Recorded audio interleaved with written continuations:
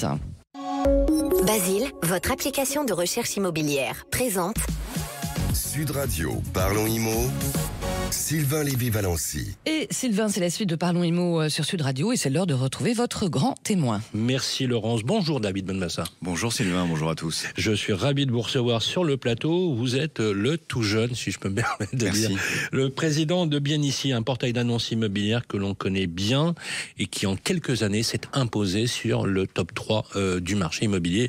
Bravo. Quelques mots d'abord justement sur le portail de Bien Ici que vous venez de retrouver, puisque l'histoire fait que vous aviez un mandat il y a quelques années. Absolument, c'est avec un vrai plaisir, une vraie satisfaction que je retrouve Bien Ici. Déjà les collaborateurs qui ont connu pratiquement le démarrage du site, puis les nouveaux talents qui l'ont rejoint, j'allais dire pendant mon absence. En gros, aujourd'hui, le site finalement a beaucoup grossi, a beaucoup grandi, mais l'ADN n'a pas vraiment changé, celui de servir finalement ses deux clients, les internautes, les recherchants immobiliers, les professionnels. Et aujourd'hui, vous l'avez dit Sylvain, Bien Ici, troisième portail immobilier qui garde sa place, qui la maintient, mais même qui augmente, qui accélère, que ce soit en audience, mais aussi sur le territoire, en nombre d'annonces, en nombre d'agences clientes. On va parfois taquiner sur certains territoires et de nombreux départements la deuxième place, voire la première, en ce qui concerne les annonces de professionnels. Vous annoncez en moyenne, je crois, 19 ou 20 millions de visites par mois en moyenne. Absolument. C'est énorme. Absolument, oui. C'est énorme, c'est fulgurant parce que Bien Ici, ça a 10 ans. Ça a 10 ans, création en 2015. Ça a 10 ans. Ça nous rappelle quelques souvenirs. Alors justement, c'est quoi la plus-value d'un site comme Bien Ici ? Alors, pour les auditeurs qui nous écoutent, pour les internautes, pour les recherchants immobiliers, la plus-value, je vous dirais, il faut y aller pour s'en rendre compte, mais c'est véritablement l'expérience de recherche immobilière qui a été proposée. Il y a 10 ans, une recherche cartographique pour rechercher un bien immobilier, ça n'existait pas. Booking commençait, mais ça n'existait pas. Pardonnez-moi, mais on va juste rappeler à nos auditeurs, c'est quoi une recherche cartographique ? C'est une recherche qui se fait grâce à une carte. Il y a quelques années, vous alliez sur un site immobilier, vous recherchiez avec des listings. Une ville, un prix, un ou deux critères, et vous aviez des listes. Sans savoir vraiment où le bien se trouvait, parce que personne, effectivement, voulait communiquer dessus. Aujourd'hui, on est passé à une ère différente, mais il y a déjà 10 ans, Bien Ici a pris le parti, avec les professionnels qui la composent, de tordre le bras au marché, finalement, et de dire, on a besoin de plus de transparence, on a besoin de proposer à nos internautes, à nos futurs acquéreurs, dans la location, ou dans l'achat, dans le neuf ou dans l'ancien, de leur proposer une expérience qui permet d'identifier où se trouve le futur bien. C'est quoi les 3 premiers critères d'investissement ou d'achat ? C'est l'emplacement, l'emplacement, l'emplacement. C'est essentiel. Donc le fait de positionner un bien sur une carte permet plusieurs choses. Déjà, d'identifier les points d'intérêt qu'il y a autour. Quand je dis points d'intérêt, ce sont les commerces, les écoles, les réseaux de transport. C'est un premier élément extrêmement important. Hyper important pour les foyers, bien sûr. Hyper important. Et à partir du moment où vous avez une carte, vous proposez des mécaniques de recherche complètement différentes. Déjà, vous pouvez tracer sur une zone l'endroit où vous voulez habiter. C'est un premier point. Mais vous pouvez réfléchir autrement et vous dire, peut-être que moi, je souhaite être à 30 minutes de mon bureau, 30 minutes de la crèche des enfants. Et dans ce cas-là, c'est plus un emplacement, ou en tout cas une zone qui vous intéresse, c'est finalement une distance. Et donc, votre recherche va s'élargir et vous allez peut-être identifier des territoires ou des lieux que vous ne connaissiez pas. Et là, tout l'intérêt de la carte et des points d'intérêt, de définir et de mieux connaître votre environnement. On comprend mieux pourquoi vous avez performé à ce point-là. Justement, on va parler du marché de l'immobilier qui a été très sérieusement ébranlé ces dernières années, une crise sans précédent, multifactorielle, multiconjoncturelle. Ça fait déjà plus de 2 ans, ça commence à durer, mais on voit des regards un peu frémissants de reprise, des indicateurs qui sont plutôt positifs. Sur le T1, le S1, au semestre 2025, le premier semestre 2025, c'est quoi votre analyse aujourd'hui et qu'est-ce que vous diriez à ce sujet-là ? On voit évidemment que le marché frémit, alors pas que depuis ce début d'année 2025, déjà depuis le 2e semestre 2024, avec une baisse des prix, une baisse des taux de crédit, on a vu une tendance de recherche augmenter, en tout cas une envie qui revenait, peut-être de ceux qui avaient abandonné leur projet de revenir sur le marché.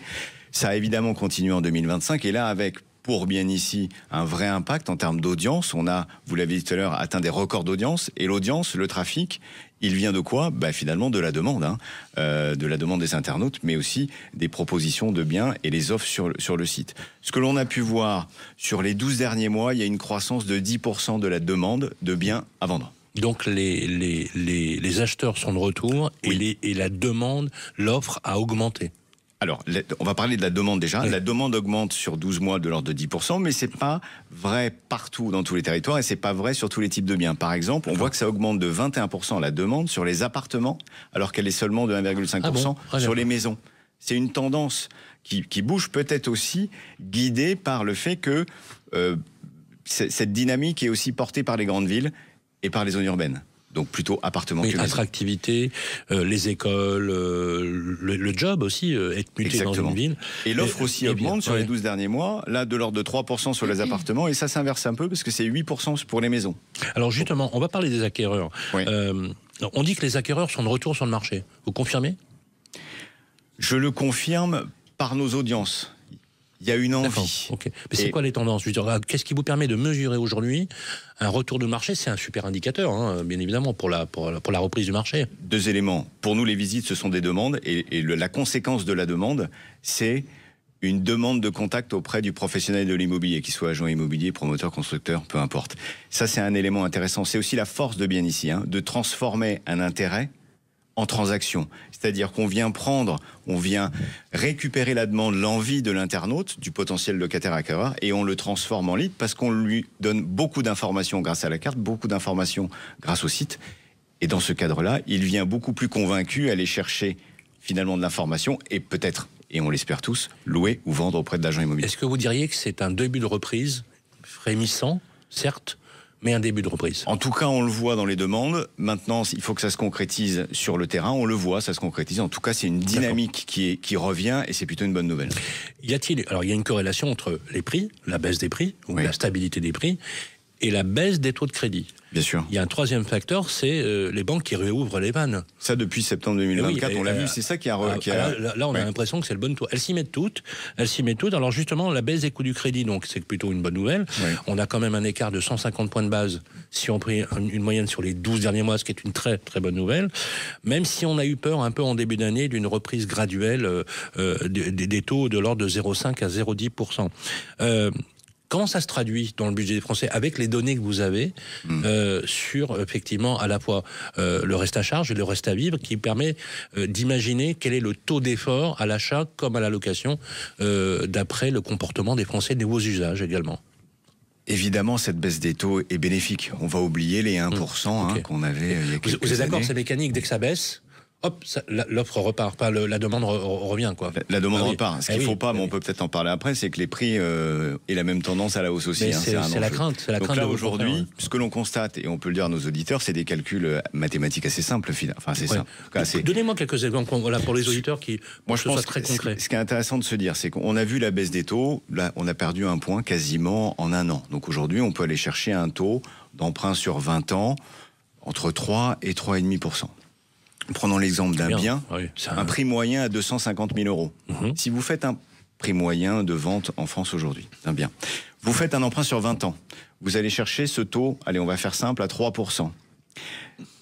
Considérant que vous avez répondu aux exigences de l'agence de payer 30% d'apport, c'est souvent ce qui est demandé, donc il vous reste un investissement de 175 000 euros. S'il est primo-accédant, il peut même avoir le PTZ. Absolument. Sur ces 175 000 euros à 3%, en fait, vous allez avoir des mensualités de l'ordre à 4%. Sur ce 175 000 euros, on va comparer le 4% à 3% de taux de crédit, voir l'impact d'une dégressivité de 1%. À 4%, les mensualités vont être de l'ordre de 1030 euros. Ah, quand même.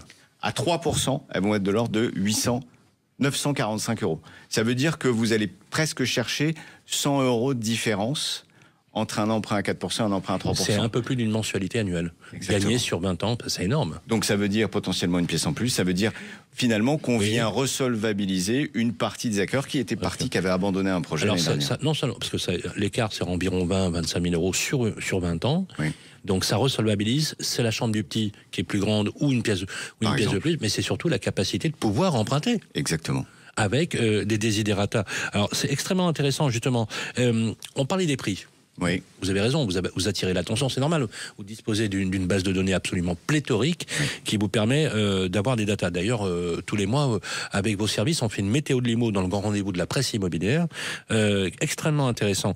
Il y a toujours une relation avec les prix. Est-ce que, à l'instar d'une baisse des taux d'intérêt, on va avoir, parce qu'on n'a pas de contrôle dessus, une augmentation des prix. Autrement dit, les acquéreurs, les vendeurs vont faire payer aux acquéreurs la baisse des prix, quoi, parce que c'est un peu ça qui s'est produit pendant plusieurs années.